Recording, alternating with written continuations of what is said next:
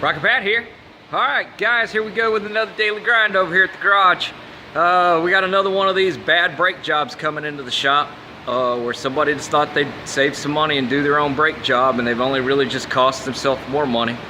I personally think that maybe not everybody should be doing brake jobs when brake jobs are pretty important. Anyway, let's go see what we got going on with this thing. The complaint was that it came in with the pedal goes to the floor was his initial complaint, and that it was real spongy. So my first initial thoughts was to ask the customer whether or not he had checked the brake fluid, and of course they hadn't. But then when he showed up with it, he told me he had to put fluid in it. So of course I was at first thinking that maybe we just got ourselves a leak somewhere. But no, that's not really what's going on here. What's going on is the brakes weren't put together properly, and let me show you what's going on. All right, let's go over here to this side because I haven't taken it apart, and you can see where the problem lies. All right, if we look carefully, you can see right here, we got a nice heavy groove cut into the hat of this rotor. This is not where you need to be cutting anything. And down here, let me get it to focus. Don't make me channel AVE. Anyway, if you come over here, you can see where the brake pad is actually touching the rotor, causing it to grind into the rotor, cutting it in half, and this could be a major accident at 85-90 miles an hour at any time. As soon as that digs through there good enough, you bite on that here, it's going to snap it right there. You've just scored a spot for a weak spot. Anyway, what's going on is, at first I thought it was the wrong brake pad maybe in there and everything, but I noticed that all my hardware is just loosey-goosey, tutti-frutti. So let's pay close attention to how they have it over here. If we look carefully, you see this slot right here, this long piece, okay, and then over here it's a long piece here, but it's a short piece down inside there. Well, what happens is this is not doing what it's supposed to do. If we look carefully at this groove right there where my fingertip is, it runs all the way across. If you look carefully, see that little, oops, sorry guys. You see that little groove running right through here. This pin should be on that groove, and this should be flipped around the other way. Let's go look at the other side. I got the pads in correctly, and we'll be able to see what it's supposed to look like.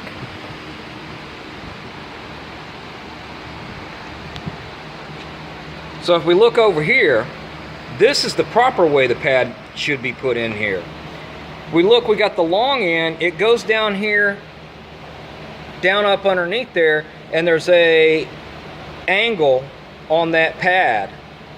Then the short end goes up here, and it's keeping that angle from here to this spring is keeping that pad centered from rocking side to side inside where it comes to rest right here on this bar right here.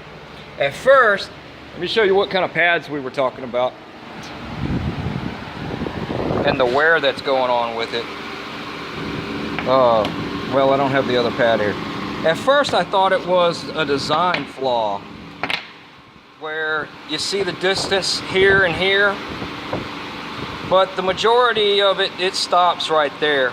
So I think what we got is that they just had the wrong pad, the pad on there wrong. And yeah, here's that other pad. And we can see how bad it was grinding into it. If we can get it to focus. See how bad it was grinding into the deal. It literally ground the edge off of it. You see it? That's gone. And it's ground this rotor so far. Look at that groove in there. So what's happening was that lip, when it was in the car, okay, it was tilted this way. And that lip right there was grabbing hold of that lip that it cut in there on its own. And that was keeping the pad material from being able to go up flat up against the rotor. So it was tilted sideways, kind of like that, up against there, okay? it was tilted sideways like that. So when the caliper was pushing on it, it was deflecting this piece of metal and the material and bending it, giving the soft pedal and the going all the way to the floor, because this shit wasn't seated right. It was in that groove right there, just grinding it in. Anyway, I'm gonna keep grinding it down over here because it looks like everybody in the world's grinding it down, grinding it down. Y'all keep rocking and rolling and rolling and rocking, and make sure y'all do those brake jobs right and get these clips in there correctly. They ain't just for anti-rattle. Sometimes they hold the shit in place where you need it. Y'all keep rocking.